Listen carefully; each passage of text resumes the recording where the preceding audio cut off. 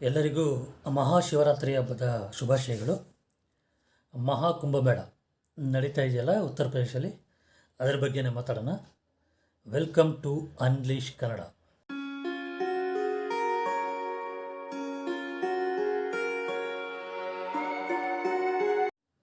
Maha Kumbh Mela world's biggest gathering ಈಗಿನವರೆಗೂ. Okay, ಇದು ನಡೆಯೋದು 144 ವರ್ಷಗಳಿಗೆ ಒಂದು ಸಲ. ನಾವೆಷ್ಟು ಲಕ್ಕಿ ನೋಡಿ, ಈ ಮಹಾಕುಂಭಮೇಳ ನಡೆಯೋ ಟೈಮಲ್ಲಿ ನಾವು ಇದ್ದೀವಿ. ಇದು ಮಹಾಕುಂಭಮೇಳ ಹೇಗೆ ಅಂತ ಎಕ್ಸ್ಪ್ಲೇನ್ ಮಾಡಬೇಕಂದ್ರೆ, ಅರ್ಧ ಕುಂಭಮೇಳ, ಪೂರ್ಣ ಕುಂಭಮೇಳ, ಮಹಾಕುಂಭಮೇಳ 3. ಅರ್ಧ ಕುಂಭಮೇಳ ಅಂದರೆ 6 ವರ್ಷಕ್ಕೊಂದು ಸಲ ನಡೆಯೋದು. ಓಕೆ, ಪೂರ್ಣ ಕುಂಭಮೇಳ ಅಂದರೆ 12 ವರ್ಷಕ್ಕೊಂದು ಸಲ ನಡೆಯೋದು. 12 ವರ್ಷದ್ದು 12 ಟೈಮ್ಸ್, ದಟ್ ಈಸ್ 144 ಇಯರ್ಸ್, 144 ವರ್ಷಕ್ಕೆ ಒಂದು ಸಲ ನಡೆಯೋದು ಮಹಾಕುಂಭಮೇಳ. ಅದೇ ಈ ಕುಂಭಮೇಳದ ಒಂದು ಇದು. ಆ ಟೈಮಲ್ಲಿ ನಾವು ಇರೋದು ಒಂದು ಗ್ರೇಟ್ನೆಸ್ಸೇ ಹೇಳ್ಬೇಕಂದ್ರೆ. ಇದಕ್ಕೆ ಮುಂಚೆ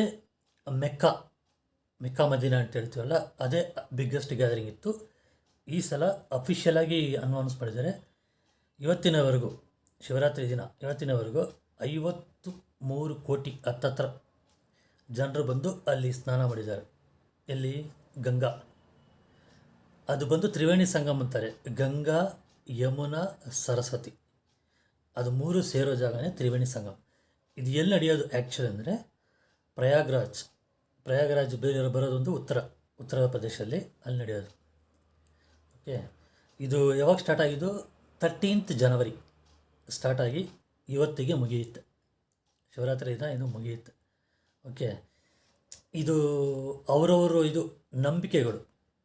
ಇಲ್ಲಿ ಸ್ನಾನ ಮಾಡಿದ್ರೆ ಅದು ಪಕ್ಕ ಈ ಶಾಹಿ ಸ್ನಾನ ಅಂತಾರೆ. 3 ಸಲ ಬಂತು. ಓಕೆ, ಇವತ್ತು ಲಾಸ್ಟ್ ಶಾಹಿ ಸ್ನಾನ ಇರುತ್ತೆ. ಒಂದು ಇದು ಒಳ್ಳೆಯದು, ನಮ್ಮ ಪಾಪಗಳೆಲ್ಲ ತೊಳಗುತ್ತೆ, ಆಮೇಲೆ ನಮಗೆ ಒಳ್ಳೆಯದಾಗುತ್ತೆ ಅಂದ್ಬಿಟ್ಟು ಅಲ್ಲಿ ಇದು ಮಾಡ್ತಾರೆ. ನಿಜ ಹೇಳ್ಬೇಕಂದ್ರೆ ತುಂಬ ಚೆನ್ನಾಗಿ ಆರ್ಗನೈಸ್ ಮಾಡಿದ್ರು. UP ಗೌರ್ಮೆಂಟ್ ಅವರು ತುಂಬ ಚೆನ್ನಾಗಿ ಆರ್ಗನೈಸ್ ಮಾಡಿದ್ರು. ಹೌದು, 30 ಜನ ಜನಸಂದಣಿಯಲ್ಲಿ ನುಗ್ಗಿ ತೀರೋದ್ರು, ಅವ್ರ ಮೇಲೆ ಹತ್ತಿ. ಹೌದು, ಅದು ಒಂದು ಬ್ಯಾಡ್ ಇನ್ಸಿಡೆಂಟ್ ಆಯಿತು. ಅದು ಬಿಟ್ಟರೆ ರಿಮೈನಿಂಗು ಎಲ್ಲ ಸೂಪರಾಗಿ ನಡೀತು.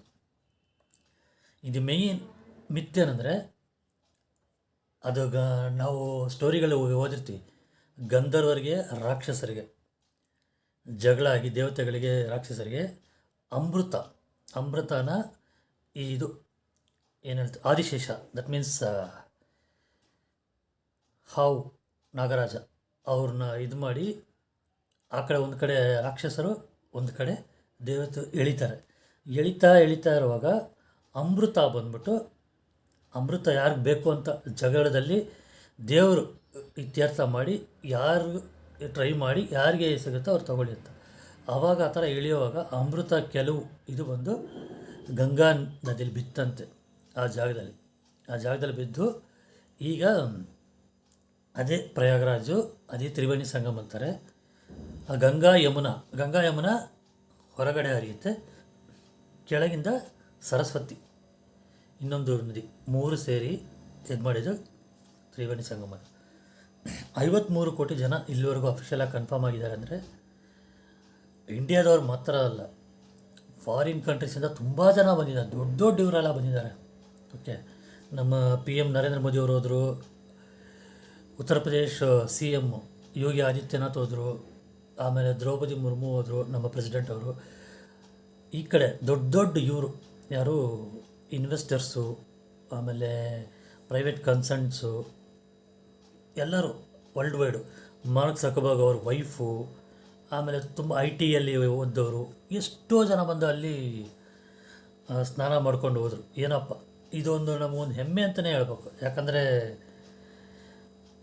ಅಷ್ಟು ಜನ ಬಂದು ಮಾಡ್ತಾರೆ, ಏನೋ ನಂಬಿಕೆ ಮೇಲೆ ಒಳ್ಳೆಯದಾಗುತ್ತೆ ಅಂದ್ಬಿಟ್ಟು. ನೋಡೋಣ ಅಲ್ವಾ, ಇದರಿಂದ ಏನೇನು ಪ್ರಯೋಜನ ಆಗಿದೆ ಅಂತ ಹೇಳಿದ್ರೆ, ನಮ್ಮ ಇದಕ್ಕೆ ಆಲ್ಮೋಸ್ಟು ಎಷ್ಟೋ ಕೋಟಿಗಳು ಇದು ಬರುತ್ತೆ ಆದಾಯ. ಯಾಕಂದರೆ ಅಲ್ಲಿ ಅಷ್ಟು ಜನ ಸೇರ್ತಾರೆ ಅಂದರೆ ಎಷ್ಟು ವ್ಯಾಪಾರ ಆಗ್ಬೋದು ಆ ಪ್ರಯಾಗ್ರಾಜಲ್ಲಿ. Hotels okay.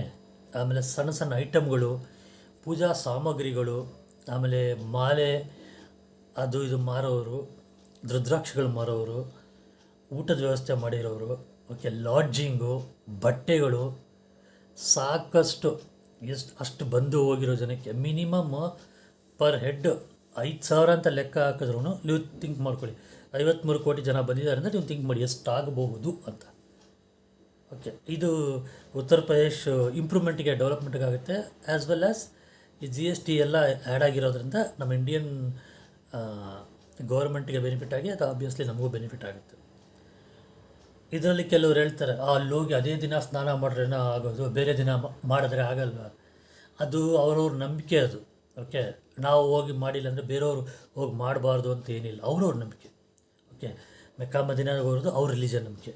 ಈ ಕಡೆ ಇದಕ್ಕೆ ಹೋಗೋದು, ವಾಟಿಕನ್ ಸಿಟಿಗೆ ಹೋಗೋದು, ವೇಲಾಂಗಣ್ಣಿಗೆ ಹೋಗೋರು ಕ್ರಿಶ್ಚಿಯನ್ಸ್ ಅವ್ರ ನಂಬಿಕೆ.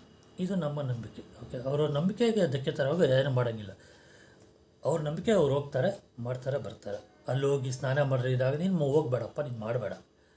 ಓಕೆ, ನಮಗೂ ಆದಾಯ ಬರುತ್ತೆ, ದೇವರಿದು ಅದೇ ಸ್ವಾಮಿ ಕಾರ್ಯ ಸ್ವಕಾರ್ಯ ಎರಡೂ ಆಗುತ್ತಲ್ಲ, ಅದಕ್ಕೆ ಜನರು ಹೋಗೋದು ಅಲ್ಲಿಗೆ. ಓಕೆ, ಸಣ್ಣ ಸಣ್ಣ ಇದೆಲ್ಲ ಹಾಗೆ ಆಗುತ್ತೆ. ಈ ಮಹಾಶಿವರಾತ್ರಿ ದಿನ ಇದನ್ನು ಎಂಡ್ ಮಾಡ್ತಾಯಿದ್ದಾರೆ. ನೆಕ್ಸ್ಟ್ ಇದು ಆದಮೇಲೂ ನೀವು ಹೋಗ್ಬಿಟ್ಟು ಅಲ್ಲಿ ಸ್ನಾನ ಮಾಡ್ಬೋದು. ಈ ಟೈಮಲ್ಲಿ ಮಾಡೋದು ಚೆನ್ನಾಗಿರುತ್ತೆ ಅಂತ ಎಲ್ಲ ಹೋಗಿ ಮಾಡ್ತಾರೆ. ಇದಾದಮೇಲೆ ಅದು ಖಂಡಿತ ತ್ರಿವೇಣಿ ಸಂಗಮ ಅಲ್ಲೇ ಇರುತ್ತೆ, ಅದು ಸ್ನಾನ ಮಾಡೋದು. ತುಂಬ ಜನ ಅದಾದಮೇಲೆ ಹೋಗ್ತಾ ಇರ್ತಾರೆ.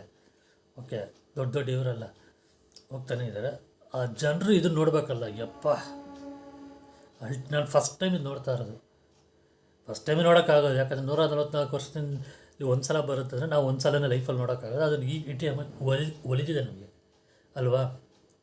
ಓಕೆ, ಇಷ್ಟು ಹೇಳಿ ಒನ್ಸ್ ಅಗೇನ್ ನಿಮಗೆ ಮಹಾಶಿವರಾತ್ರಿ ಹಬ್ಬದ ಶುಭಾಶಯಗಳು. ದಯವಿಟ್ಟು ಈ ಚಾನಲ್ಗೆ ಯಾರು ಲೈಕ್ ಮಾಡಿಲ್ಲ, ಶೇರ್ ಮಾಡಿಲ್ಲ, ಯಾರು ದಯವಿಟ್ಟು ಮಾಡಿ, ಸಬ್ಸ್ಕ್ರೈಬ್ ಮಾಡಿ. ಓಕೆ, ಇಷ್ಟು ಹೇಳಿ ನಾನು ಈ ವಿಡಿಯೋನ ಮುಗಿಸ್ತಾ ಇದ್ದೀನಿ. Thank you guys, thank you all.